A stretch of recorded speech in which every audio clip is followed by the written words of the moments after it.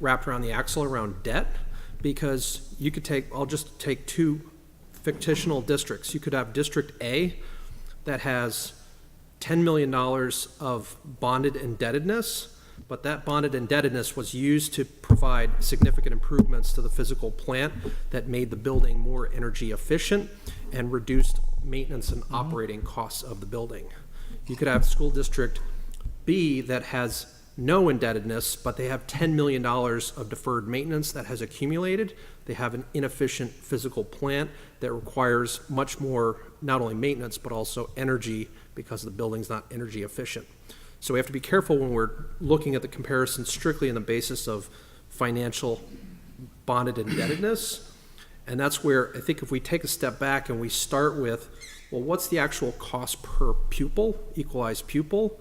And is there some disparity that would then cause us to say, well, what's going on here? Is there a real disparity? Is that disparity caused by indebtedness? And I think that's something that we would want to look at as something that would make something impracticable. Peter? Can I just ask, Oliver, is that a 20% high, low in the whole district, or is it, how, in terms of that spread? How do you work that? Oh, I would say 20% from the mean. Question for Brad. Where does bonded indebtedness show up? Is it in current expenditure or per pupil expenditure or maximum allowable, or It's in all of the above. Yeah. is it carried through in all of the above? Yeah, it would, It's in the announced tuition. It's in the might be the announced. It's probably definitely the allowable. well the tuition. There are two parts to the allowable, and there's one with debt and one without debt. And it's certainly in the spending per pupil per equalized pupil that drives the tax rate. Okay, if they're separate numbers, then that will work. If they're separate numbers, then what Oliver's proposing will work because the data exists. The data exists because all are speaking about education spending per equalized pupil, and I see the eligible debt as one of the offsetting revenues, or not revenues, but exclusions for avoiding the excess spending threshold. So I can see that. Mark? I just, I think sometimes, obviously the bonded number is gonna, the indebtedness is gonna show up in the numbers, but I think in some cases, on the energy side, it'll show up as a cost, but in some other things like a gym floor or a roof or things like that, the numbers might not show up. If you keep pushing off the roof, it would show up as a deferred maintenance item, but I don't know if it would show up in the numbers, right? But the other thing though too is that I just want to say I don't think I'd be in favor of some of these predictors, like, here's two communities that are working towards a merger or towards consolidation or towards more cooperation. I'm not sure, because the Act 46 process, once the state plan comes out and the state board approves it, then if those two communities don't come to a landing, nothing would happen in the future. Is that right? So we're saying, here's two communities that are working towards a plan. Okay. Yeah. And we say, okay, we're going to take them off the list because they're working towards it. They've now, they're now not included in the Act 46 plan as the state board approves it, and then later those talks fall apart. The window may never open again. So I think that's what you're bringing up is with the secretary decided, one of the principles was that if a community was working towards moving a district, that the secretary chose to leave them alone. And so that's where as a board we have to decide if we agree or disagree. And that's... I think I disagree. Okay, and I think that's where it's record. good to kind of get... Yeah, I think the distinguishing point with Athens and Grafton is it wasn't they just having a conversation. They had entered into a formal agreement under the law to jointly operate a school, which is different. Yeah, different. There were some other ones. Representation of their partnership. Yeah. I would just chime in on debt. I think I'll tease out, like, there's two aspects to this question. One is the financial piece of it, and the other seems to be a conversation around the principle of it, whether one community can be forced to assume another community's debt. On the affordability end of it, I think the best place to go is the tax rate. Debt shows up as the payments towards the principal and interest in a balance sheet of a school district. Some of the mergers I've worked on where You know, one school district which had all the debt was a much larger school district involved in the merger. Because of their size, their tax rate was substantially lower than the small district that had no debt. That small district was complaining about having to absorb the debt of the larger district, but if they had merged, smaller district's tax rate would have dropped 12 cents without the incentives.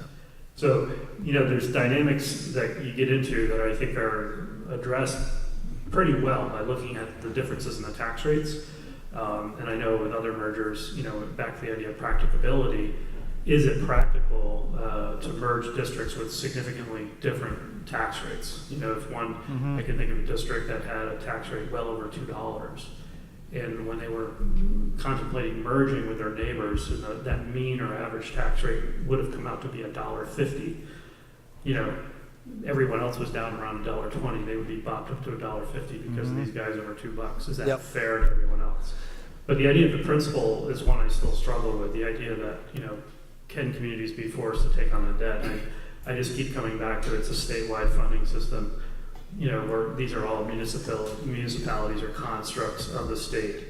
So effectively, those debt issues are not in isolation. It's all of our debt, and that's precisely the issue of affordability of the state, is that we're making these decisions in isolation as opposed to considering the broader inventory of the physical plants in a larger district. But we're looking at the one side of the ledger, which is liability. We're also not looking at the other side, assets. So if community A had taken out a bond 20 years ago, built a school, which is still maintained it well over all those years. Now community B, since the last tax payment or the last bond payment would have been made the previous year, has now inherited this beautiful new school. So there's another side to it as well. We keep talking about the bonded side, what's the indebtedness, but then you look at even in our community, each community had a vastly different school, and they assessed them, but you know, all of them were paid off. They were all built a long time ago, and now the new school district owns them all. So I think, you know, while we're looking at indebtedness, I think we also have to, you know, you can't just look at one side of the issue, one side of the coin. You're gonna have to look at the other one too. So we have a couple, so John and then Stacy and then Oliver. Oh, thank you. Back to the question of indebtedness and a differential between the two. There may be times when we can see that broadening the district to include other districts would help to mitigate the burden of one or a minority of indebted communities. Cabot Danville again would be an example. It might be too much to ask Danville alone to take on this additional burden, but if there were a way to broaden the consolidation to include other communities, it might reach a more tolerable level. Just another thing, you know, we've been struggling not only to say practicable, but to understand what the hell it means. I've wondered if a different set of words than possible and practicable might be permissible and achievable. Permissible is useful, I think, because we've said that is it permitted by law? So that may be not such a bad match to possible. Might even be a better term, the way we're using it. And whether achievable is maybe to the question of practicable. It will always be achievable at what price or at what consequence. Mm-hmm. Maybe that's another way to think about these words. I do think we need to be careful that we are using language from the actual act and not, we can all play lawmakers and try to amend it and change it and make it sound better, but I think we do have to, the closer we stick to Act 46 and the language in there and the way that we talk about it has to reflect the act, the microscope we're under, we need to make sure that we're following the act. So I'm not sure if we want to change language. I'm not suggesting a change, but only like the to way we're understand talking the about it. Yeah, the way we're talking about using it. that word as I a would definition. just add more to that. I think it's a good point. I would also suggest we resist adopting other language, but I'd make the observation again that I think the permissible idea or the possible is a binary question. You know, is it yes or no? Yes. Where the achievable, practicable is going to be a continuum. You know, and to what extent?